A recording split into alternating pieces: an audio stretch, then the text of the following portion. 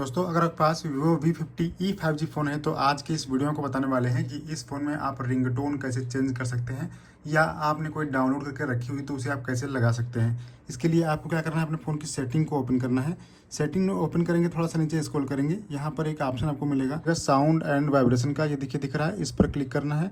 अब यहाँ पर थोड़ा सा आपको नीचे स्क्रॉल करेंगे, यहाँ पर एक ऑप्शन आपको मिलेगा फ़ोन रिंगटोन का, तो फ़ोन रिंगटोन वाले ऑप्शन पर क्लिक करना है।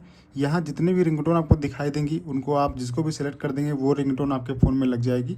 अगर आपको यहाँ पर चाहिए कस्टम रिंगटोन यानी आपने डाउनलोड करके रखा हुआ है तो आपको इस पर क्लिक करना है और यहाँ पर जो भी आप डाउनलोड कर रखेंगे वो यहाँ पर आपको दिख जाएगा, उसको सिलेक्ट करेंगे तो वो रिंगटोन आपके फ़ोन में लग जाएगी। इस तरीके से आप रिंगटोन को चेंज कर सकते हैं।